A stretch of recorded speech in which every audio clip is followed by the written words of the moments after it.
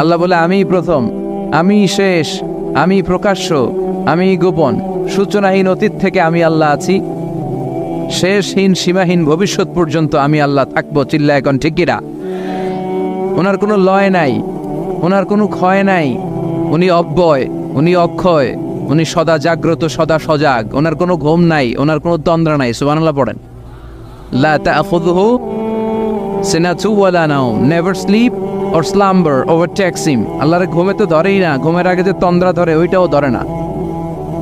সাইয়েদনা মূসা আলাইহিস সালাম আল্লাহকে জিজ্ঞেস করলেন, ইয়া রাব্বি আয়াগলিবুকান নাওমু, আল্লাহ আপনার কি ঘুমে ধরে না? সুবহানাল্লাহ পড়েন। আয়াগলিবুকান নাওমু, আপনার কি ঘুমে ধরে না? আপনার উপর কি ঘুম বিজয় লাভ করে না?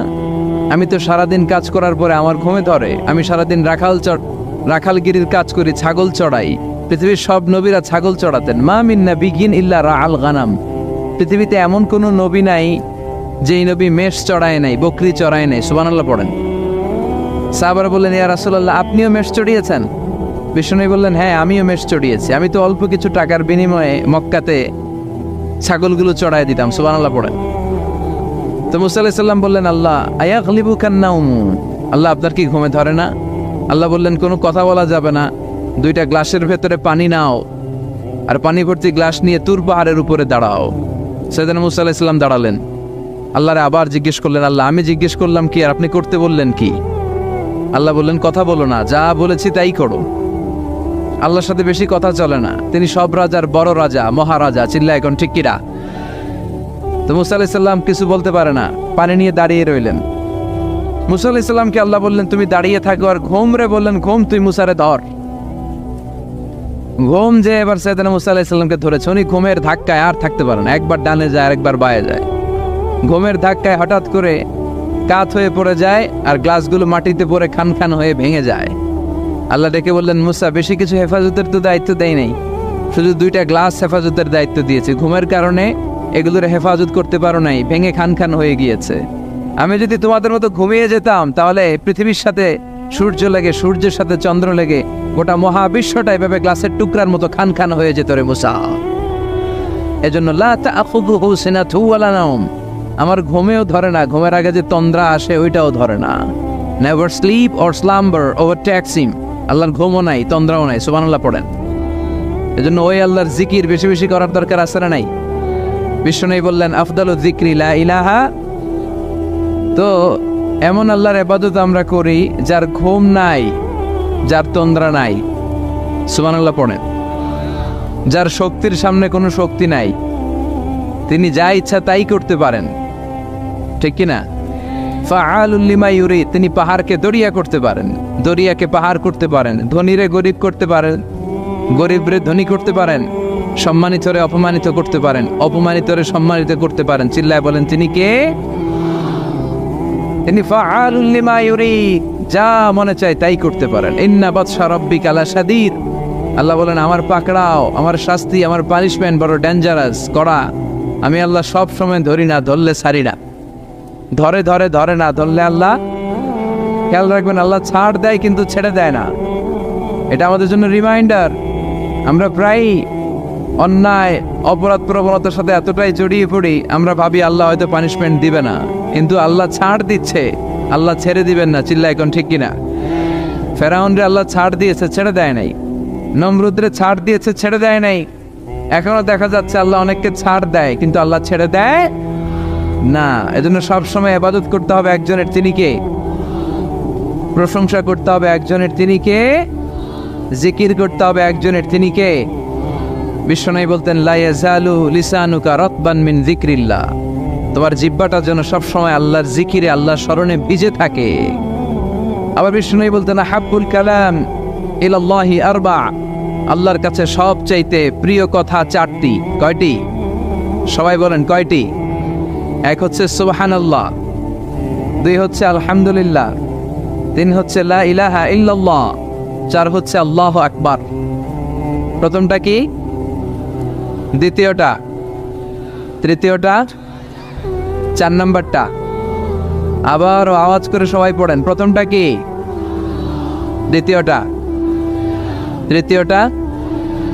চতুর্থটা আহাব্বুল কালাম ইলাল্লাহি আরবা, আল্লাহর কাছে সবচাইতে প্রিয় কথা এই চারটা, সবচাইতে প্রিয় কথা। আর এই প্রতিটা কথার ভিতরে আল্লাহর নাম আছে না নাই?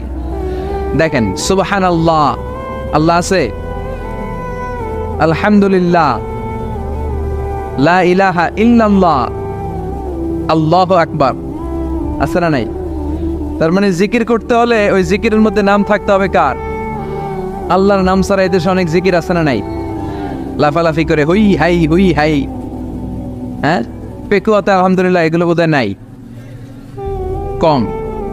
হ্যাঁ, জিকির হতে হবে তাদাররুআ ওয়া খুফিয়া, গোপনে, দুনাল জাহরি বিল কওল, চিৎকার চেঁচামেচি করে নয়।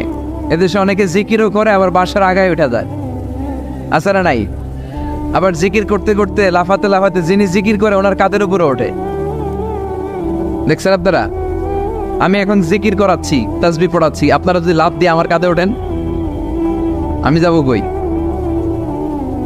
আল্লাহ রাসূল সাল্লাল্লাহু আলাইহি ওয়াসাল্লাম সাহাবাদেরকে নিয়ে তাসবিহ পড়ছেন, জিকির করছেন, কোন সাহাবারা লাফাতে লাফাতে খেজুর গাছের আগায়, এরকম পাওয়া যায়?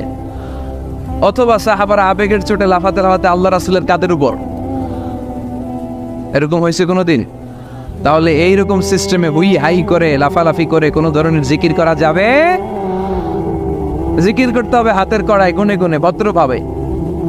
আব্দুল্লাহ ইবনে আমর ইবনে আল-আস তিনি বর্ণনা করেন, রাআইতু রাসূলুল্লাহ সাল্লাল্লাহু আলাইহি ওয়াসাল্লাম ইয়াকিদু তাসবিহা বিয়ামিনি, আমি আল্লাহ রাসূলকে ডান হাতের গিড়ায় এভাবে আস্তে আস্তে তাসবিহ পড়তে দেখেছি। কোন হাতের গিড়ায়? নাকি বাম হাত? আমরা কোন পন্থী? সব নবীরা কোন পন্থী ছিল? জান্নাতে ঢুকবে কোন পন্থীরা? এজন্য ডানপন্থী হতে রাজি আছেন তো সবাই? ডান হাতের গিড়ায় তাসবিহ পড়বেন, রাজি আছেন? এইভাবে ডান হাতটা উঁচু করেন, এই আঙ্গুলটা এইখানে ধরেন, ধরে এইভাবে পড়বেন সুবহানাল্লাহ সুবহানাল্লাহ সুবহানাল্লাহ। এই আঙ্গুলের গিরা কিয়ামতের দিন আপনার পক্ষে সাক্ষী দিবে। আমরা যেন বেশি বেশি আল্লাহর জিকির করতে পারি, আল্লাহ তৌফিক দাও। আমরা যেন আল্লাহর শুকরিয়া বেশি বেশি করতে পারি, আল্লাহ তৌফিক দাও। বিশ্বনবী দোয়া করতেন, আল্লাহুম্মা জাআলনি সাবুরা ওয়া জাআলনি শাকুরা ওয়া জাআলনি ফি আইনি সগীরা ওয়া ফি আ'য়ুনিন নাসি কাবীরা। হে আল্লাহ, আপনি আমারে ধৈর্যশীল বান্দা বানান, আল্লাহ আপনি আমারে শুকরগুজার বানান, আল্লাহ আমার চোখে আপনি আমারে ছোট বানান, মানুষের চোখে আপনি আমারে বড় বানান। আমিন পড়েন। আমরা শুকরগুজার হতে চাই না, আমরা অভিযোগ করে বেশি, কমপ্লেইন, এইটা আল্লাহ আমার দিল না, ওইটা দিল না, এরকম অভিযোগ আছে না নাই? যে অবস্থানে আছে এটাতে খুশি না। এজন্য বিশ্বনবী বলতেন, উনজুর ইলা মান হুয়া আসফালা মিনকা, তোমার চেয়ে যে খারাপ অবস্থানে আছে তার দিকে তাকাও, তাহলে তোমার ভালো লাগবে। ওয়ালা তানজুর ইলা মান হুয়া আ'লা মিনকা, তোমার চেয়ে যে ভালো পজিশনে আছে ওর দিকে তাকিও না, যে খারাপ অবস্থানে আছে ওর দিকে তাকাও। তুমি তোমার অবস্থানে থেকে খুশি নাও, কিন্তু অনেকে আছে তোমার অবস্থানে পৌঁছার জন্য সে লড়াই করে যাচ্ছে আর সংগ্রাম চালিয়ে যাচ্ছে। তোমার জায়গাটাতে পৌঁছা, যেই জায়গায় বসে তুমি আল্লাহরে গালি দাও, তোমার ভাল লাগে না, ওই জায়গাটায় আসা বসা অনেকের কাছে স্বপ্ন, অনেকের কাছে স্বপ্ন। শেখ সাদি রাহিমাহুল্লাহ, ওনার একবার আর্থিক দৈন্যতা যাচ্ছিল। ইরানের বিখ্যাত কবি বালাগাল উলা বিকামালিহি এর রচয়িতা, টাকা নাই, পয়সা নাই, পায়ে দেওয়ার মতো জুতা নাই। তো মনে মনে আফসোস, হায়রে আমি এত বড় কবি, আমার পায়ে দেওয়ার মতো জুতা নাই। তো আফসোস করে ঘর থেকে বেরিয়ে দেখে একজন ভিক্ষুক ভিক্ষা করে, তার দুইটা পাই নাই। শেখ সাদির পায়ে জুতা নাই, শেখ সাদির পায়ে কি নাই? আর ভিক্ষুকের কি নাই? পাই নাই। উনি সেজদায় পড়ে গেলেন, আল্লাহরে বললেন, আল্লাহ শুকর, আলহামদুলিল্লাহ, অনেক ভালো আছি, অনেক সুখে আছি। এজন্য আপনার চেয়ে যে খারাপ অবস্থান আছে ওর দিকে একটু তাকান। ঠিক যে মুহূর্তে আমরা এখন কি সুন্দর, শীত না গরম না, ওয়েদারটা খুব চমৎকার না? এই পরিবেশে যেই মুহূর্তে আমরা কথা শুনছি, ঠিক এই মুহূর্তে হাসপাতালের বেডে শুয়ে অনেকে মৃত্যুর প্রহর গুনছে। অনেকের ক্যান্সার, যার নেই কোনো অ্যান্সার, তার প্রতিটা সেলের ভিতরে জ্বালা, আমি টাকা চাই, পয়সা চাই, কত কিছু চাই, এটা লাগবে, ওইটা লাগবে, এটা চাই, ওইটা চাই। হাসপাতালের ওই ক্যান্সারের রোগীটা কিচ্ছু চায় না, ও শুধু বাঁচতে চায়। ও কি চায়? ও শুধু বাঁচতে চায়। এজন্য চাহিদার কোনো শেষ নাই। আল কানাআতু মিনাল ইসলাম, অল্পে তুষ্ট থাকার নাম ইসলাম। অল্প খাবো, অল্প পড়বো, অল্প জমাবো, অল্পের ভেতরে বরকত দিয়েছে কে?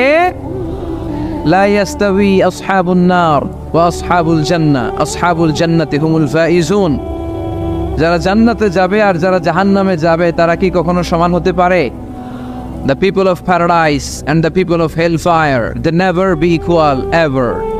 The people of paradise and heaven, they gain the ultimate success in life. যারা জান্নাতি তারাই আসল সফলতা অর্জন করেছে, দুনিয়াতেও সফল, আখেরাতেও সফল। চিল্লায় বলেন ঠিক কি না? এখন the decision is yours, সিদ্ধান্ত আপনার যে আপনি কই যাবেন, আপনি কই যেতে চান, জান্নাতে না জাহান্নামে? আল্লাহ আমরা যেন জান্নাতেও এরকম একত্রিত হতে পারি, তুমি তৌফিক দাও। আমরা যে বইটা থেকে আজকে কিছু সময় কথা শুনবো, আওয়াজ করে বলেন তো বইটার নাম, আরো জোরে বলেন কি নাম? এই বইয়ে কোনো ভুল আছে, সন্দেহ আছে, সংশয় আছে? এই বইয়ের সাথে সম্পর্ক জোরদার করার দরকার আছে না নাই? এই বইটা কিয়ামতের দিন সুপারিশকারী হবে। বিষ্ণু বলেছেন ইকরাউল কোরআন ফাইন্নাহু ইয়াতি ইয়াউমাল কিয়ামাতি শাফিআন লিআসহাবি। বেশি বেশি কোরআনের তেলাওয়াত করো, কারণ এই কোরআন কিয়ামতের দিন তোমাদের জন্য সুপারিশকারী হবে। কোরআন যদি আপনার পক্ষে আল্লাহর কাছে সুপারিশ করে, আল্লাহ এই সুপারিশ ফেলে দিতে পারবে? পররাষ্ট্রমন্ত্রী যদি মাননীয় প্রধানমন্ত্রীর কাছে কোনো বিষয়ে সুপারিশ করে, রেকমেন্ডেশন করে, মাননীয় প্রধানমন্ত্রী এই সুপারিশকে কি রিজেক্ট করতে পারবে? কথা বলেন। এজন্য কোরআনের সুপারিশ আমরা চাই কি চাই না? এটা এমন একটা কিতাব যেই কিতাবে কোনো ভুল নাই। যালিকাল কিতাব লা রাইবা ফি হুদাল লিল মুত্তাকিন। This is the book, the most authentic and original book, reliable book in the world, whereof there is no doubt in it and a guidance to those who are muttaqin. এই বইটা এমন বই যে বইয়ে কোনো ভুল নাই, কোনো সন্দেহ নাই। মুত্তাকিনদের জন্য পথ প্রদর্শনকারী হিসেবে বইটারে নাজিল করেছে কে? এই বইটার যেখান দিয়ে পড়েন হেদায়েত আছে না নাই, রহমত আছে না নাই, বরকত আছে না নাই, শিফা আছে না নাই? এই কিতাব পড়ে অসুস্থ ব্যক্তির গায়ে ফু দিলে সুস্থ করে কে? তার মানে এর মধ্যে শিফা আছে। সুবহানাল্লাহ পড়েন। সূরাতুল ফাতিহারে বলা হয় সূরাতুশ শিফা। সূরাতুল ফাতিহা পড়ে অসুস্থরে ফু দিলে সুস্থ করে কে? বিশ্বাস হয়? হ্যাঁ না একটু সন্দেহ লাগে? যদি সন্দেহ থাকে তাহলে ফু দিলে কাজ হবে? আর বিশ্বাস রেখে যদি ফু দেন ভালো করে দিবে কে? এমন এক কিতাব, এই কিতাব পড়লে সওয়াব, এই কিতাব ধরলে সওয়াব, এই কিতাবের জন্য মরলেও সওয়াব। ঠিক কি না? এমন এক কিতাব আল্লাহ দিলেন। এই কিতাবকে আল্লাহ বললেন নূর, আলো। আলোর সাথে তুলনা করেছেন কিতাবুন আনজালনাহু ইলাইকা লিতুখরিজান NASA Minaj যুলুমাতি ইলান Noor. I've revealed this holy and sacred book unto you, O my beloved last messenger, in order to lead the mankind out of darkness into the light. অন্ধকার থেকে আলোর দিকে নেয়ার জন্য এই কিতাবকে পাঠিয়েছে কে? এই কিতাব পড়লে, এই কিতাব মানলে, বুঝলে, এই কিতাবের বাস্তবায়ন সমাজে ঘটালে সমাজটা আলোকিত হবে। ঠিক কি না? আমরা একটা আলোকিত সমাজ চাই কি চাই না? যে সমাজে এই কিতাব দিয়ে আইন করা হয়, এই কিতাবের আইনে সমাজে আইনটাকে বাস্তবায়ন করা হয়, ওই সমাজে কোনো ধর্ষণ থাকে, কোনো দুর্নীতি থাকে, ওই সমাজটা হয় মদিনার সমাজ, ওই সমাজটা হয় শান্তির সমাজ। এজন্য আমরা যেন কোরআনের সাথে সম্পর্ক বাড়াই, প্রতিদিন যেন কোরআনের তেলাওয়াত করি, একটি করে হলেও কোরআনের আয়াতের বঙ্গানুবাদ যেন আমরা পড়ি। পারা যাবে? সবাই পড়ে ইনশাআল্লাহ। আমি আপনাদের খেদমতে আমার খুতবার শুরুতে সূরাতুল মুজাম্মিল থেকে 4টি আয়াত তেলাওয়াত করেছি। এই সূরাতুল মুজাম্মিল থেকে কিছু কথা আজকে আমরা শুনবো ইনশাআল্লাহ। পড়েন। আমি সবসময় তাফসির মাহফিলগুলোর ক্লাসের মতো মনে করি। Class, I consider this tafsir program as a class. I consider myself as a teacher and all the sitting audience as a student of the Holy Quran. আমি মনে করি যে আমি কোরআনের শিক্ষক, আর যারা শুনছে তারা আমাদের ছাত্র। আমার আগে যিনি এখানে কথা বলছিলেন তিনি ছিলেন আমাদের শিক্ষক। এখন আমি একটু করে বসার সুযোগ পাইছি, আমি হয়ে গেছি শিক্ষক, আর আমরা সবাই কোরআনের ছাত্র। খুশি না বেজার? সূরাতুল মুজাম্মিল এটা কোরআনের 29তম পারার একটা সূরা। কততম পারার? এই সূরার আয়াত সংখ্যা 20। আয়াত সংখ্যা কত? এই সূরাটি মাক্কি সূরা। কি সূরা? আচ্ছা, এবার আমি প্রশ্ন করি, আপনারা উত্তর করেন। সূরাতুল মুজাম্মিল কত পারার সূরা? আয়াত সংখ্যা? সূরাটি মাদানী। হ্যাঁ, মাক্কি সূরা। আলহামদুলিল্লাহ পড়েন। এই সূরাটি আল্লাহ তাআলা বিশ্বনবীর নামে ডেডিকেট করেছেন। কার নামে? বিশ্বনবীর অনেকগুলো সুন্দর সুন্দর নাম আছে, শুধু মুহাম্মদ সাল্লাল্লাহু আলাইহি ওয়াসাল্লাম এটাই ওনার নাম নয়, এটা ছাড়াও ওনার অনেক নাম আছে। ওনার একটা নাম আছে আহমদ। কি নাম? ইয়াতি মিন বাদি ইসমুহু আহমদ। মুহাম্মদ ওনার নাম, আহমদ ওনার নাম, তাহা ওনার নাম, মুজাম্মিল এটা ওনার একটা নাম, মুদ্দাসসির এটা ওনার একটা নাম, আবুল কাসিম এটা ওনার একটা নাম, কুনিয়াত। তো বিশ্বনবীর নামে এই সূরাটাকে ডেডিকেট করেছে কে? বিশ্বনবীকে আল্লাহ তাআলা এই সূরার ভেতরে অনেকগুলো ইনস্ট্রাকশন, গাইডলাইন দিয়েছে, পথ নির্দেশিকা। এগুলো আমাদের জীবনেও কাজে লাগবে, ঠিক কিনা? তো এই আল মুজাম্মিল বিশ্বনবীর নামে ডেডিকেট করা একটি সূরা। আবার এই নামে আমাদেরও অনেকের নাম পাওয়া যায়, আছে না নাই? এখানে মুজাম্মিল ভাই কে কে আছে দেখি? মুজাম্মিল কেউ আছে মুজাম্মিল নামে? আছে তো, মাশাআল্লাহ। আল্লাহ মুজাম্মিল ভাইদেরকে তুমি কবুল করো। তো এই সূরার একটা কেন্দ্রীয় আলোচক বিষয় আছে, central subject matter, central theme of the সূরা আল মুজাম্মিল। এই পুরো 20টা আয়াতে আল্লাহ কি বোঝাতে চাইলেন, আগে সংক্ষেপে এটা আমি বলি। এই পুরো সূরার ভেতরে কেন্দ্রীয় যে আলোচ্য বিষয়টা আল্লাহ আমাদেরকে জানাতে চাইলেন সেটা হচ্ছে আমাদেরকে যে কোনো কাজে নামার আগে নিজেকে প্রস্তুত করে নিতে হবে। বুঝতে পেরেছেন?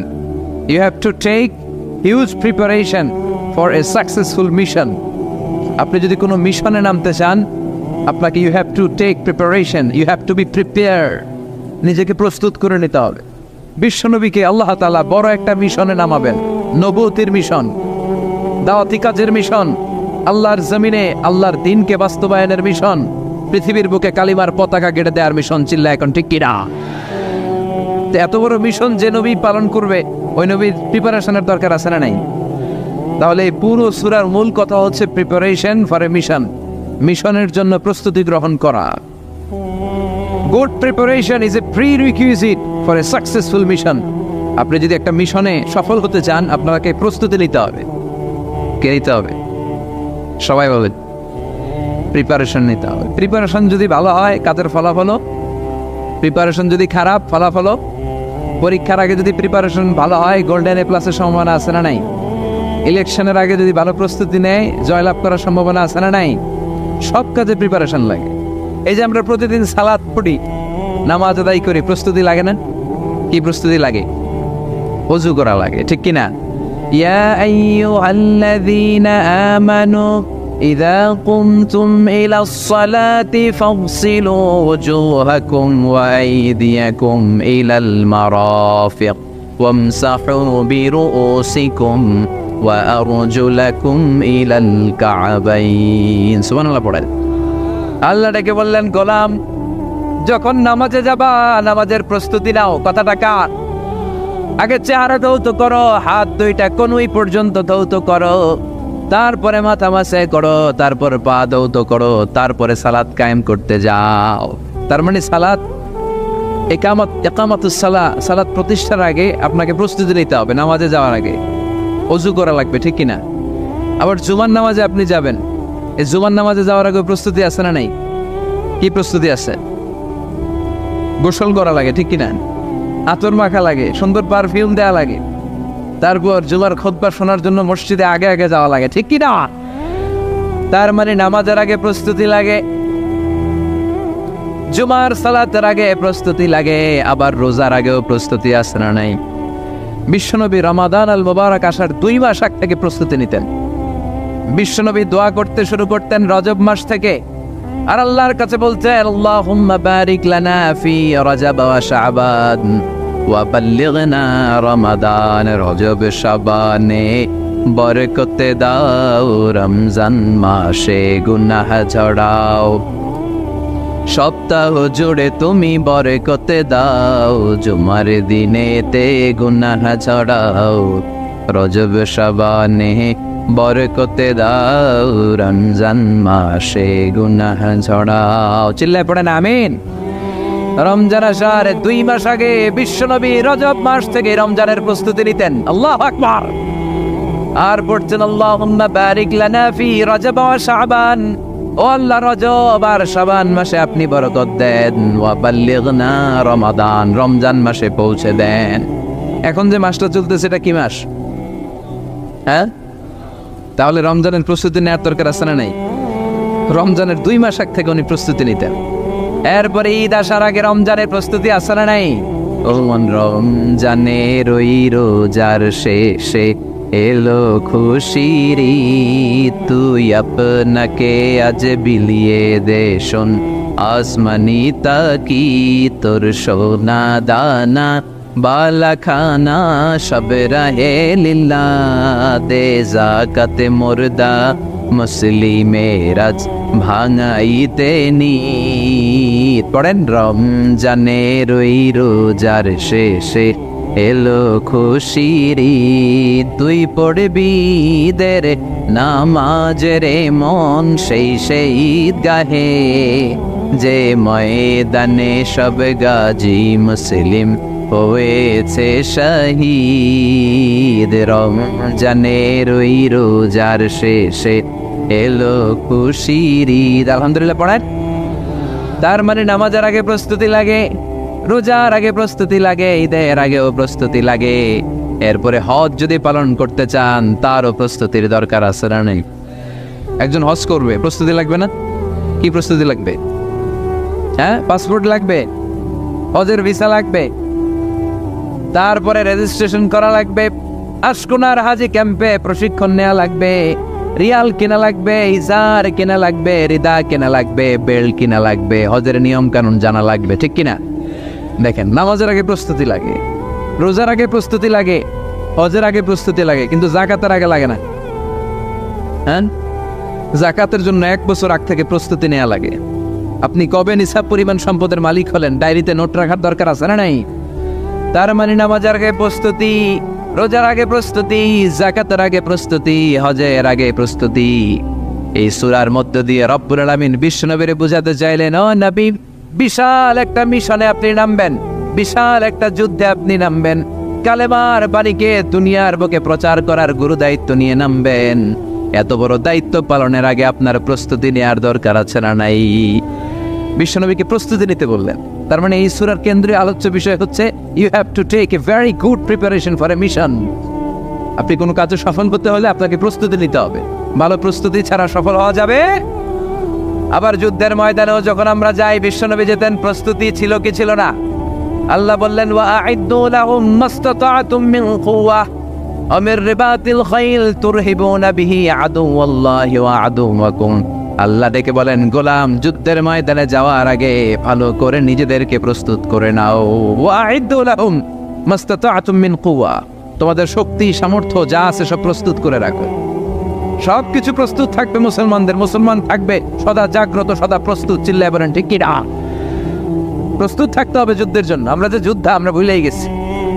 আমরা যে যোদ্ধা জাতি, আমাদের রক্তে যে যুদ্ধের ঘ্রাণ, এটা আমরা ভুলেই গেছি। আল্লাহ বললেন, ওয়া আ'ইদ্দু লাহুম মাসতাতা'তুম মিন কুওয়া, শক্তি আর রসদ জোগাড় করে রাখো।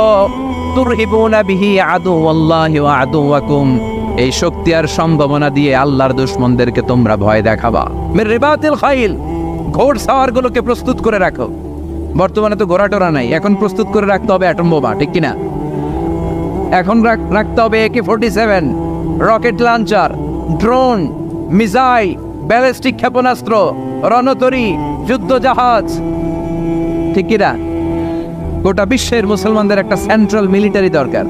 50টারও বেশি মুসলিম দেশ, আমাদের সেন্ট্রাল কোনো লিডারশিপ নাই, আমাদের কেন্দ্রীয় কোনো মিলিটারি নাই। যদি আমাদের একটা মিলিটারি থাকতো, সিরিয়াতে আক্রমণ হয়েছে আমাদের বিরুদ্ধে, আমাদের মুসলিম মিলিটারি সেখানে প্রতিরোধ করে তুলতো। চিল্লা এখন ঠিক কিনা? আরাকানে আক্রমণ হয়েছে, মুসলিম মিলিটারি প্রতিরোধ গড়ে তুলবে। ফিলিস্তিনে আক্রমণ হয়েছে, আমাদের মুসলিম মিলিটারি প্রতিরোধ গড়ে তুলবে। কিন্তু আমাদেরকে নেতৃত্ব দেওয়ার মতো কেউ নাই, আমাদের শক্তি সম্ভাবনাকে জোগাড় করে রাখার মতো কেউ নাই। এক রিসেপ তাইয়িপ এরদোগান গোটা বিশ্বের যেখানে মুসলমানরা নির্যাতিত ওখানে ছুটে যায়। সে একা কি করবে? এরকম 10টা এরদোগান যদি আমাদের হাতে থাকতো, মুসলমানদের দিকে চোখ রাঙিয়ে কথা বলার সাহস কারো ছিল না। চিল্লা এখন ঠিক কিনা?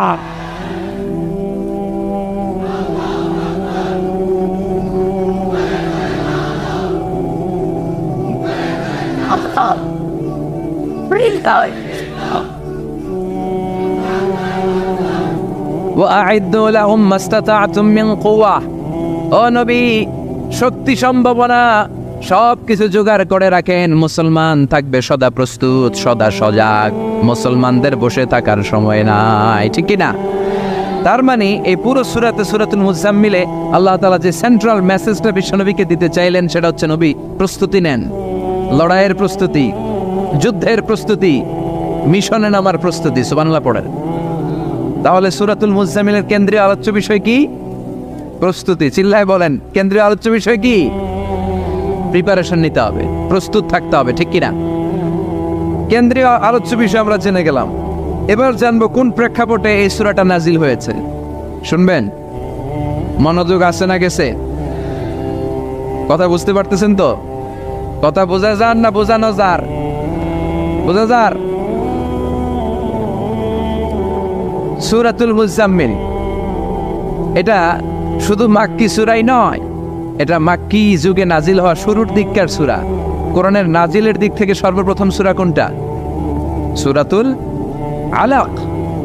ইকরা বিসমি রাব্বিকাল্লাযী খালাক, এই আয়াতগুলো প্রথমে নাজিল হয়েছে। এই সূরা আলাকের প্রথম 5 আয়াতের পরপরই এই সূরা মুজাম্মিল নাজিল করে দিয়েছে কে? তার মানে মাক্কি জীবনের একেবারে শুরুর দিককার সময়। বিশ্বনবীর বয়স তখন 40। কত? সবাই বলেন। 40 বছর বয়সে উনি নবী হয়েছেন। তার মানে আগের জীবনে কি ছিলেন? জালেম ছিলেন, মূর্খ ছিলেন, গোমরা ছিলেন। বিশ্বনবীর পুরো জীবনটাই আদর্শ। চিল্লায় বলেন ঠিক কি না? As a father, as a teacher, as a lawgiver, as a lawmaker, as a philosopher, as a reformer of the society, as a commander, as a messenger, Muhammad is the superman of the world. স্বামী হিসেবে, নেতা হিসেবে, বাবা হিসেবে, সমাজ সংস্কারক হিসেবে, আইন প্রণেতা হিসেবে, দার্শনিক হিসেবে, নবী হিসেবে মুহাম্মদ সাল্লাল্লাহু আলাইহি ওয়াসাল্লাম হচ্ছে গোটা বিশ্বের একজন সুপারম্যান। উনি শেষ নবী। ওনার পরে কোনো নবী আছে? লা নাবিয়্যা বা'দি ওয়ালা রাসূলা। বিষ্ণু বলতেন, আমার পরে কোনো নবী নাই, কোনো রাসূল নাই। সাইয়েদনা আদম থেকে নবী আসার যত ধারাবাহিকতা, পুরা চেইনটাকে আল্লাহ তাআলা আমাকে পাঠানোর মাধ্যমে কেটে দিয়েছেন। চিল্লায় এখন ঠিক কি না? এজন্য বিষ্ণু বলছেন, লা নাবিয়্যা বা'দি ওয়ালা রাসূলা, আমার পরে কোনো নবী নাই, কোনো রাসূল নাই। তবে লাউ কানা বা'দি নাবিয়্যুন লাকানা উমর, আমার পরে যদি নবী হওয়ার যোগ্যতা কারো থাকে, আমার ওমরের সেই যোগ্যতা আছে, ঠিক কি না? প্রভু তুমি বলেছ রাসূল দেবে না, বলনি দেবে না ওমর, বলনি দেবে না হামজা তারিক, খালিদ বিজয়ী সমর। প্রভু তুমি বলেছ রাসূল দেবে না, বলনি দেবে না ওমর, বলনি দেবে না হামজা তারিক, খালিদ বিজয়ী সমর। প্রভু তুমি বলেছ রাসূল দেবে না। আলহামদুলিল্লাহ পড়েন। শেষ নবী, শেষ রাসূল, তারপরে কোনো রাসূল নাই। ওনার জীবনটা এমন জীবন, নবুয়তের পরের জীবন যেমনি আমাদের জন্য আদর্শ, নবুয়তের আগের জীবনটাও আদর্শ করে দিয়েছে কে? এই 40 বছরে উনি নবী হয়েছেন। তার আগে উনি ছিলেন শ্রেষ্ঠ মানুষ, as-সাদিক আল-আমিন। জীবনে মিথ্যা বলছে। ওনার ঘোর শত্রুরাও বাড়ি থেকে অনেক দূরে কোথাও বেড়াতে গেলে ওনার বাসায় ডিপোজিট করে যাইতো, ওনার বাসায় আমানত রেখে যাইতো। সুবহানাল্লাহ পড়েন। পার্টি করে আবু জাহেলের পার্টি। পার্টি কোন পার্টি? বিশ্বনবী বলতেন, আবু জাহেলের পার্টি করে ওর কাছে ডিপোজিট রাখো। ওরা বলতো, না, আবু জাহেলের দল করি কিন্তু ওর কাছে আমানত রাখা যাবে না। ওর কাছে যদি টাকার প্যাকেট রেখে যায় তাহলে আমার টাকাও শেষ, টাকার প্যাকেটও শেষ। কথা বলেন। আমানতদারিতা নাই। আমানতদারিতা ছিল বিশ্বনবীর মাঝে। ওনার জীবনী নিয়ে যদি কথা বলতে কেউ শুরু করে, কোনো কুল কিনারা খুঁজে পায় না। বিয়ন্ডলেস, বাউন্ডলেস, বটমলেস, এটা তলাবিহীন সাগর। বিশ্বনবীর জীবনীটা একটা সাগর, কিন্তু এই সাগরের কি নাই? কথা বলেন। কোনো তলা নাই। এমন নবীকে আমরা পেয়েছি। ওনার আগের জীবনটাও আদর্শ। ছোটবেলা থেকে লাজুক ছিলেন। হালিমাতুস সাদিয়া বিশ্বনবীর দুধমা, উনি বলেন 5 বছর এই কুরাইশি মুহাম্মদকে আমি লালন পালন করেছি। একদিনও ছেলেটারে কাঁদতে দেখি নাই। ক্ষুধা লাগলেও কাঁদে না, ব্যথা পেলেও কাঁদে না। কিন্তু লজ্জাস্থানের জায়গা থেকে এই শিশু মুহাম্মদের কাপড়টা একটু সরে গেলে ছোট্ট মুহাম্মদ চিৎকার দিয়ে ওঠে। কি নবী ছিলেন! 15 বছর বয়সে হালাফুল ফুদুল একটা সংগঠন করেছে। হালাফুল ফুদুল, যেটাকে বাংলা আমরা বলি হিলফুল ফুজুল। আসলে শব্দটা হালাফুল ফুদুল, হালাফ মানে শপথ, টু টেক এন ওথ, শপথ নেয়া। ফুদুল হচ্ছে ভালো কাজের উপর। উনি হাতে হাত রেখে যুবকদেরকে নিয়ে মক্কা আইন করলেন, মক্কার জমিনে কোনো দুর্বলের উপর, মাজলুমের উপর কোনো জালিমের অত্যাচার চলতে দেয়া যাবে না। মক্কার বুকে কোনো টেন্ডারবাজি চলবে না, চাঁদাবাজি চলবে না, ধর্ষণ চলবে না, ছিনতাই আর রাহাজানি চলবে না। চিল্লা এখন ঠিক কিনা? 15 বছর বয়সে পুরো মক্কা শহর কাঁপায় দিয়েছে। উনি দুই নবী, সবসময় ছিলেন অন্যায়ের বিরুদ্ধে কঠোর। ওনার ইমানটা এমন ছিল, প্রয়োজনে জ্বলে উঠতো। চিৎকার করে বলেন ঠিক কিনা? যে ইমানে প্রয়োজনে জ্বলে ওঠে না, যে ইমান সত্য ন্যায়ের কথা বলে না, যে ইমান প্রয়োজনে জ্বলে ওঠে না, যে ইমান সত্য ন্যায়ের কথা বলে না, যে ইমান বাস্তবে নাই, যে ইমান অন্তরে নাই, মুখে শুধু ফাঁকা বলি, কি করে তারে বলো ইমানে বলি, কি করে তারে বলো ইমানে বলি, কি করে তারে বলো ইমানে বলি। ঠিক না? ওনার ইমানটা ছিল এমন ইমান, প্রয়োজনে জ্বলে উঠতো ইমানের তেজে।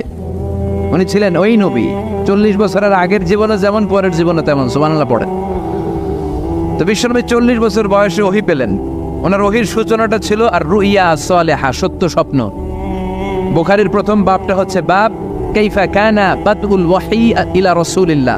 আল্লাহ রাসূলের কাছে ওহীর সূত্রপাতটা কেমন হয়েছে শুনবেন। সর্বপ্রথম ছিল স্বপ্ন। উনি রাতে সুন্দর সুন্দর স্বপ্ন দেখতেন। আমরা স্বপ্ন দেখি না? কি স্বপ্ন দেখেন? মারামারি, হরতাল, হ্যাঁ, টাকা। আর কি দেখো তোমরা? জিহাদি। তো বিশ্বনবী স্বপ্ন দেখতেন আর রুইয়া as-সালেহা, সত্য সুন্দর স্বপ্ন।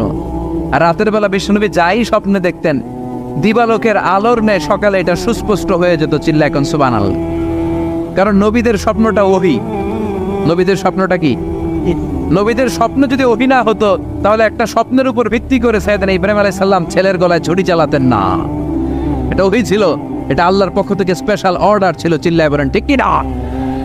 তার মানে বিশ্বনবীর জীবনে প্রথম ওহীর সূত্রপাত হয়েছে স্বপ্ন দিয়ে।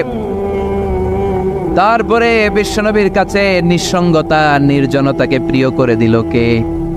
বিশ্বনবীর মানুষের সাথে তখন কথা বলতে ভাল লাগে না, একা একা থাকতে ভাল লাগে, একা একা ইবাদত করতে ভাল লাগে। বিশ্বনবী হেরা পাহাড়ে চলে গেলেন। কোথায়? মক্কা থেকে উত্তর দিকে 634 মিটার উঁচু ওই পাহাড়ে যে তাআব্বুদাল-লায়ালি, রাত্রিবেলা তিনি ধ্যান করতেন, মেডিটেশন করতেন, চোখ বন্ধ করে স্রষ্টার অস্তিত্বকে খুঁজতেন। খুঁজতে খুঁজতে খুঁজতে 40 দিন ধ্যান করার পরে, 40 দিন আধ্যাত্মিকতার এই চর্চা করার পরে ফাজাহুল হক, সত্য বিশ্বনবীর কাছে এসে ধরা দিল। সাইয়েদনা জিবরাইল চলে আসলেন, এসে বললেন ইয়া মুহাম্মদ ইকরা, পড়ো। জান্নাতের একটা রেশমি কাপড়ে সূরাতুল আলাকের 5 আয়াত লেখা, রেশমি কাপড়ের ভেতরে ওই রেশমি কাপড়টা ধরে বিশ্বনবীকে বললেন। এই প্রথম বিশ্বনবী সাইয়েদনা জিবরাইলকে দেখলেন আর বললেন ইয়া মুহাম্মদ ইকরা, পড়ো। বিশ্বনবী বললেন মা আনা বিকারি, আমি পড়তে পারি না। সুবহানাল্লাহ পড়েন। কারণ বিশ্বনবী ছিলেন নবিয়াল উম্মি, নিরক্ষর নবী। ওনার অক্ষর জ্ঞান ছিল না। আলিফ বা তা সা কোনটারে জিম বলে কোনটারে সদ বলে বিশ্বনবী চিনতেন না, লিখতে জানতেন না। তিনি ছিলেন নিরক্ষর, কিন্তু মূর্খ না। নিরক্ষর এক জিনিস, মূর্খ আরেক জিনিস। অক্ষর জ্ঞান নাই কিন্তু জ্ঞান আছে। কারণ বিশ্বনবী বলতেন আদাবানি রব্বি ফা আহসানা তা'দীবি, আমি পৃথিবীর কোনো ইউনিভার্সিটি থেকে ডিগ্রি নেয় নাই, কেউ আমারে শিখায় নাই, স্বয়ং আরশের উপর থেকে আমারে শিক্ষা দান করেছে কে? তাই আমার শিক্ষার মতো শিক্ষা পৃথিবীর কারো শিক্ষা হতে পারে। সাইয়েদনা জিবরাইল বললেন ইয়া মুহাম্মদ ইকরা, পড়ো। বিশ্বনবী ফেলফেল কে রইলেন, অক্ষর চিনে না, পড়বে কেমনে? বিশ্বনবী বলেন মা আনা বিকারি, আমি জানি না কেমন করে পড়তে হয়। ফাখাযানি ফাগাত্তানি হাত্তা বালাগা মিন্নি আল জাহাদ। বিশ্বনবী পড়তে জানেন না। যখন বললাম আমি পড়তে পারি না, সাইয়েদনা জিবরাইল বিশ্বনবীকে জড়িয়ে ধরলেন, বুকের মধ্যে জড়িয়ে ধরে যত জোর ছিল বিশ্বনবীকে একটা চাপ দিলেন। বিশ্বনবী বললেন চাপের চোটে আমি আমার বুকের ভেতরে ব্যথা পেলাম। ফারসালানি, আমাকে ছেড়ে দিল। ছেড়ে দিয়ে আবার কয়ে পড়েন, ইকরা, read in the name of your lord. বিশ্বনবীর আগের কথা, আমি পড়তে জানি, মা আনা বিকারি। সাইয়েদনা জিবরাইল আবার জড়িয়ে ধরলেন, আবার চাপ দিলেন। বিশ্বনবী বললেন, ব্যথা পেলাম। আবার জিবরিল বিশ্বনবীরে বললেন, পড়েন। বিশ্বনবী আগের কথাই বলে, আমি পড়তে পারি না। আবার চাপ দিলেন, 3 বার চাপ দেওয়ার পরে সাইয়েদনা জিবরাইল বললেন, নবী এবার আপনি পড়েন। বিশ্বনবী এবার পড়তে আরম্ভ করলেন, ইকরা বিসমি রাব্বিকাল্লাযী খালাক খালাকাল ইনসানা মিন আলাক ইকরা ওয়া রাব্বুকাল আকরাম الذي علم بالقلم علم الإنسان ما لم يعلم পড়েন আল্লাহু আকবার। 3 বার চাপ দেওয়ার পরে বিশ্বনবী পড়তে আরম্ভ করলেন। সাইয়েদনা জিবরাইল এই 5টা আয়াত দিয়ে উধাও হয়ে গেল। এবার হেরা গুহার ভেতরে কেউ নাই, সাইয়েদনা জিবরাইল নাই, 5টা আয়াত দিয়ে চলে গেলেন। বিশ্বনবী 5টা আয়াত নিয়ে কাঁপতে কাঁপতে হেরা পর্বত থেকে নেমে এলেন। সুবহানাল্লাহ পড়েন। এই ওহির ভাড়ে চাপে বিশ্বনবী কাঁপতে শুরু করলেন। এই প্রথম বিশ্বনবীর কাছে ওহির রিফ্লেকশন, ওহির ছোঁয়া, ওহির ঝলকানি, ওহির নুরানি তাজাল্লি বিশ্বনবীর হৃদয়ের মধ্যে লাগিয়ে দিল কে? এই 5টা আয়াত নিয়ে বিশ্বনবী হাত্তা ইয়ারজুফু ফুআদু, বিশ্বনবীর হৃদয় কাঁপছিল। বিশ্বনবীর ওহির প্রেসারে গায়ের মধ্যে জ্বর চলে এলো, খিচুনি চলে এলো। বিশ্বনবী কাঁপছেন প্রচন্ড জ্বরে। কাঁপতে কাঁপতে আম্মাজান খাদিজাতুল কুবরা তাহেরার কাছে এসে বলে, ও খাদিজা, আমি বাঁচবো না, আমার বড্ড ভয় লাগে। খাদিজাতুল কুবরা বললেন, নবী কি হয়েছে আপনার, কি হয়েছে? বিশ্বনবী বললেন, এমন এমন ঘটনা। বিশাল এক লোক এসে আমার কাছে পড়ো, আমি পড়তে জানি না, 3 বার চাপ দিল, এরপর থেকে ঠিকই পড়তে পারি। সুবহানাল্লাহ পড়ে। বিশ্বনবী পুরো ঘটনাটা সাইয়েদাতুনা খাদিজাতুল কুবরা তাহেরাকে শোনালেন।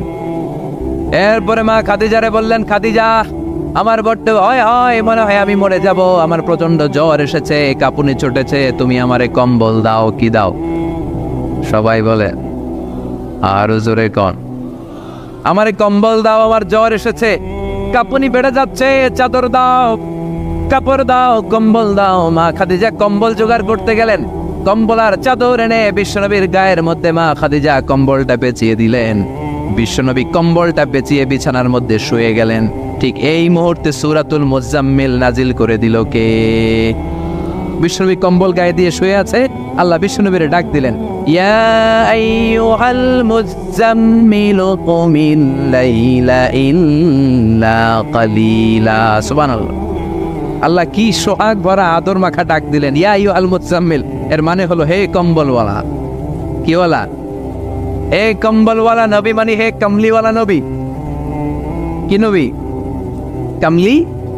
এরা হতে হেলে দুলে নুরানি তনু ওকে আসে হায়, সারা দুনিয়ার হেরে মেরে পর্দা খুলে খুলে চায়, সে যে আমার কমলিওয়ালা কমলিওয়ালা। তার ভাবে বিভোল রাঙা পায়ের তলে, পর্বত জঙ্গল টল মল টলে, খুরমা খেজুর বাদাম জাফরানি ফুল ঝরে ঝরে যায়, সে যে আমার কমলিওয়ালা কমলিওয়ালা। সুবহানাল্লাহ পড়েন। বিশ্বনবীর আল্লাহ ডাক দিলেন, ও কমলিওয়ালা নবী, ও কম্বলওয়ালা নবী, দাঁড়ান। বিশ্বনবী কাঁপছিলেন জ্বরের চোটে, খিচুনির চোটে, কম্বল গায়ে দিয়ে শুয়ে রইলেন। আল্লাহ নাজিল করলেন, ইয়া আইয়ুহাল মুজাম্মিল, ও কম্বলওয়ালা। ইয়া আইয়ুহাল মুজাম্মিল মানে কি? ও কম্বলওয়ালা, ও কম্বলওয়ালা, ও চাদরওয়ালা, কুম, স্ট্যান্ড আপ, স্ট্যান্ড আপ। যে দায়িত্ব দিছি এখন শোয়া যাবে না, দাঁড়ান। ওই যে বিশ্বনবী দাঁড়ালেন, আর বসার সুযোগটা পায় নাই। মরার আগ পর্যন্ত আর বসার সুযোগ পায় নাই, শ্বাস নেওয়ার সুযোগ পায় নাই, পিছনের দিকে তাকানোর সুযোগ পায় নাই। চিল্লায় বলেন ঠিক কিনা? অনেক শয়তানি হাতছানি এসেছে, দফায় দফায় নবীর সাথে বৈঠক হয়েছে। বিশ্বনবীকে মক্কার কাফিরেরা 3 দফা দিল। বলল, আব্দুল্লাহর বেটা মুহাম্মদ, নারী চাও নারী দেব, সম্পদ চাও সম্পদ দেব, রাষ্ট্র ক্ষমতা চাও রাষ্ট্র ক্ষমতা দেব, শুধু কালিমার দাওয়াতটা বন্ধ করে দাও। নাউজুবিল্লাহ পড়বেন না? বিশ্বনবী বললেন, তোমাদের 3 দফা, কাফিরদের কয় দফা? জোরে বলেন। বিশ্বনবী বললেন, আমার মাত্র 1 দফা। কয় দফা? বিশ্বনবী বললেন সম্পদ না, নারী না, মক্কার ক্ষমতা নয়। লা ওয়াদাউ শামসা ফি ইয়ামিনি, আকাশের দ্বিপ্রহরের জল জলে সূর্যটা যদি ডান হাতে দাও, ওয়াল কামারা ফি ইয়াসারি, চাঁদটাকে যদি বাঁ হাতে দাও, যেই কালিমার দাওয়াত দিতে ময়দানে আমি নেমেছি, গোটা বিশ্বের কেউ এই দাওয়াত থেকে আমাকে পিছু সরাতে পারবে না, কেউ পিছনে নিতে পারবে না। সম্পদ, নারী আর ক্ষমতার লোভ তো খুব তুচ্ছ বিষয়। ওই সূর্যটা যদি ডান হাতে দাও, চাঁদটা যদি বাঁ হাতে দাও, এই কালিমার দাওয়াত থেকে আমি পিছু হটবো না। চিল্লায় বলেন ঠিক কিনা? বিশ্বনবীর আল্লাহ প্রস্তুতি নিতে বললেন, বললেন ইয়া আইয়ুহাল মুজাম্মিল, ও কম্বলওয়ালা নবী। কি ওয়ালা নবী? তাফসীর বুঝতে পারতেছেন তো? শীতের চোটে খিচুনি কম্বল গায়ে দিয়ে শুয়েছে, তখন আল্লাহ এটা নাজিল করলেন। তাহলে প্রথমে আমরা জানলাম সেন্ট্রাল থিম অফ দিস সূরা, এই সূরার কেন্দ্রীয় আলোচ্য বিষয়। এরপরে আমরা জানলাম কোন প্রেক্ষাপটে, কোন সিচুয়েশনে, কোন পরিস্থিতিতে এই সূরাটা নাজিল হয়েছে। বুঝতে পেরেছেন? বিশ্বনবীর যখন এই পরিস্থিতি, তখন আল্লাহ বিশ্বনবীর আবার গাইডলাইন দিলেন, ইয়া আইয়ুহাল মুজাম্মিল, এই কম্বলওয়ালা নবী, কুমিল লাইলা ইল্লা কালিলা, দাঁড়ান, রাত্রিবেলা দাঁড়িয়ে তাহাজ্জুদ গুজার হন। সুবহানাল্লাহ পড়েন। এই সূরার ভেতরে রব্বুল আলামিন বিশ্বনবীকে প্রস্তুত করে তোলবার জন্য, বিশ্বনবীকে নবুয়তের দায়িত্ব পালন করানোর জন্য, মিশনে নামানোর জন্য বিশ্বনবীকে সর্বমোট 60টা বিষয়ে প্রশিক্ষণ নিতে বলেছেন। জোরে কোন কয়টা? সবাই কোন চিল্লায় বলেন কয়টা? প্রস্তুতি নেওয়ার জন্য 7টা বিষয়ে বিশ্বনবীকে ট্রেন আপ করেছেন, প্রশিক্ষণ নিতে বলেছেন। আমরা একটা একটা করে 7টাই আজকে শুনবো। বিশ্বনবীকে আল্লাহ তাআলা 60টা বিষয়ে প্রশিক্ষণ নিতে বললেন। কয়টা? কারণ সামনে অনেক গুরু দায়িত্ব। 1 নাম্বার প্রশিক্ষণ হচ্ছে ইয়া আইয়ুহাল মুজাম্মিল, হে কম্বলওয়ালা নবী, কুমিল লাইলা ইল্লা কলিলা, দাঁড়ান, দাঁড়িয়ে রাত্রে তাহাজ্জুদের নামাজ পড়েন। কিসের নামাজ? তাহাজ্জুদের যায় নামাজে মরণ দিও প্রভু আমায়, একামতে দিনের কাজে কবুল করে নিও আমায়। তাহাজ্জুদের যায় নামাজে মরণ দিও প্রভু আমায়, একামতে দিনের কাজে কবুল করে নিও আমায়। পড়েন আমিন। তাহলে বিশ্বনবীকে প্রথম যে প্রশিক্ষণ আল্লাহ দিলেন সেটা হচ্ছে তাহাজ্জুদের সালাতের প্রশিক্ষণ। কিসের? রব্বুল আলামিন বললেন, ইয়া আইয়ুহাল মুজাম্মিল কুমিল লাইলা ইল্লা কালিলা, ও নবী, রাত্রিবেলায় দাঁড়ান, পুরো রাত ব্যাপী তাহাজ্জুদ পড়েন। নিসফাহু, রাতের অর্ধেক সময় তাহাজ্জুদ পড়েন। আও ইনকুস মিনহু কালিলা, অথবা তার চেয়েও কিছু কম পড়েন। আও জিদা আলাইহি, অথবা তার চাইতেও বেশি পড়েন। ও নবী রাত্রিবেলা দাঁড়িয়ে তাহাজ্জুদের সালাত পড়েন। কিসের সালাত? তাহলে বিশ্বনবীকে মিশনে সফল হওয়ার জন্য সর্বপ্রথম যে ডিরেকশন আল্লাহ দিলেন সেটা হচ্ছে তাহাজ্জুদের ডিরেকশন। কিসের? তাহাজ্জুদ পড়েননি আপনারা? পড়েন? হ্যাঁ, ফজর নামাজই তো পড়ি না। কি পড়ি না? তাহাজ্জুদ তো তাদের যারা ফজর পড়ে, যারা ফজরই করেন, ওরা আবার কি তাহাজ্জুদ? কথা বলেন। এই তাহাজ্জুদের সালাত আদায় করলে সম্মান বাড়িয়ে দেয় কে? ঘুমের আরবিতে কিছু নাম আছে। ঘুমের একটা নাম হচ্ছে নুআস। নুআস মানে ড্রোজিনেস। বাসে বসে আছেন, বাসে ঝুলে আপনিও ঝুলতেছেন, এরকম হয় না? ঝিমুনি, এটার বলে নুআস। আরেকটা হচ্ছে সামান্য হালকা লাইট স্লিপ, সামান্য ঘুম, এটার বলে পাওয়ার ন্যাপ। হালকা হালকা ঘুম, ঘুমও আসছে, আবার কে যেন কথা বলে ওইটাও শোনা যায়, এরকম ঘুম আসছে না? নাই, এটার বলে সিনা। আরবিতে এটার কি কয়? সিনা। আরেকটা হচ্ছে ভালো ঘুম, এটার বলে নাওম। এটার কি বলে? তাহলে পাইলাম নুআস, সিনা, নাওম। আরেকটা হচ্ছে জন্মের ঘুম। কিরকম ঘুম? এমন ঘুম যেই ঘুমে ডাকলেও মানুষ ওঠে না, যেটা শেষ রাতে আমাদের যেই ঘুমটা হয়, রাত 3টা-4টার দিকে কম্বল টেনে টেনে আরেকটু ঘুমাইতে মনে চায়, এরকম একটা ঘুম আছে না? নাই। এই ঘুমটাকে আরবিতে বলে হুজুদ। কি বলে? সবাই বলেন। এই হুজুদের ঘুমকে স্যাক্রিফাইস করে ওই টাইমে যে সালাতটা পড়া হয়, ওই সালাতকে আরবিতে বলে সলাতুল হুজুদ বা সলাতুত তাহাজ্জুদ। সুবহানাল্লাহ পড়বেন না? এজন্য রাব্বুল আলামিন বলেন, ওয়া মিনাল লাইলি ফাতাহাজ্জাদ বিহি নাফিলাতাল লাকা আসা আন ইয়াবআসাকা রাব্বুকা মাকামান মাহমুদা। ও নবী, রাত্রিবেলা দাঁড়িয়ে আপনি তাহাজ্জুদের নামাজ পড়েন, আশা করা যায় বিশাল সম্মানিত মহিমান্বিত জায়গায় আল্লাহ আপনারে বসায়া দিবে গো নবী। ঠিক কি না? তাহাজ্জুদের সালাত পড়লে মর্যাদা বাড়ায় দেয় কে? মুমিনের বৈশিষ্ট্য, তারা রাত্রিবেলা তাহাজ্জুদের সালাত পড়ে। ইমানদারদের বৈশিষ্ট্য, তারা হলো ফুরসানান নাহার রুহবানাল লাইল। রাত্রিবেলা তাহাজ্জুদের যায় নামাজে কান্নার ঝড় তোলে, দিনের বেলায় ঘোড়া হাঁকিয়ে জিহাদের ময়দানে জিহাদ করে। ঠিক কি না? দিনের বেলায় চলবে কি? জিহাদ। জিহাদের কথা বলাতে ভয় পেয়েছেন? হ্যাঁ, অনেকে এখন জিহাদের সাথে জঙ্গিবাদরে লাগায়, এরকম ডাকাইত আছে না নাই? জিহাদের সাথে সন্ত্রাসবাদকে মিলাতে চায়, চিল্লা এখন ঠিক কিনা? জঙ্গিবাদ আর সন্ত্রাস এক জিনিস, জিহাদ আরেক জিনিস। জিহাদরে ফরজ করছে কে? আর জঙ্গিবাদকে হারাম করেছে কে? জঙ্গিবাদকে দমন করার জন্য আল্লাহ তাআলা জিহাদের মতো বিধানকে ফরজ করেছেন, চিল্লায় বলেন ঠিক কিনা? যারা হকের পক্ষে, যারা কল্যাণের পক্ষে, যারা মানবতার পক্ষে, এরা হচ্ছে মুজাহিদ। আর যারা হক সহ্য করে না, মানবতাকে সহ্য করে না, শান্তির কথাকে সহ্য করে না, এরা হলো এক একটা জঙ্গি, চিল্লায় এখন ঠিক কিনা? আবু জাহেল ছিল জঙ্গি আর বিশ্বনবী ছিলেন মুজাহিদ। ফেরাউন ছিল জঙ্গি, মুসা আলাইহিস সালাম ছিলেন মুজাহিদ। নমরুদ ছিল জঙ্গি, সাইয়েদনা ইব্রাহিম ছিলেন মুজাহিদ। বাংলার জমিনেও যারা হকের কথা বলে তারা হচ্ছে মুজাহিদ। আর যাদের হক সহ্য হয় না, ইসলাম সহ্য হয় না, কোরআন সহ্য হয় না, এরা এক একটা সন্ত্রাস আর জঙ্গি, চিল্লায় এখন ঠিক কিনা? এরা জঙ্গি। আমরা যারা সত্যের পক্ষে কথা বলি, আমরা জঙ্গি না, আমরা মুজাহিদ। আমরা কি? মুজাহিদ। এজন্য মুমিনদের বৈশিষ্ট্য হলো রুহবানাল লাইল ফুরসানান নাহার। মুমিন বান্দারা দিনের বেলায় জিহাদের ময়দানে ব্যস্ত থাকে, রাতের বেলায় তাহাজ্জুদের যায় নামাজে চোখের পানি দিয়ে যায় নামাজ ভিজায়।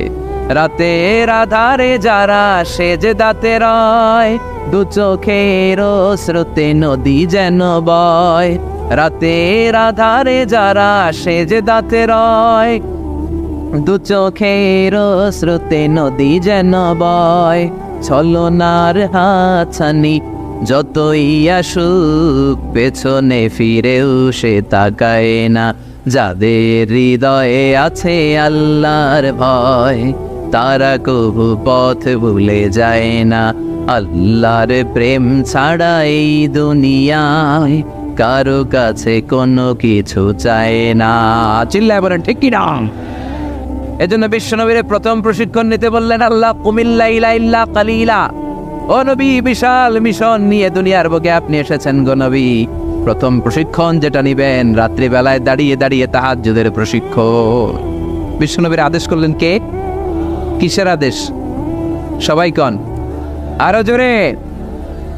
ওই মুহূর্তটা তাহাজ্জুদের সময়টা এমন সময়, ইয়ানজিলু রাব্বুনা ইলা সামাইদ দুনিয়া, রব্বুল আলামিন আরশের উপর থেকে দুনিয়ার আকাশে নেমে আসে।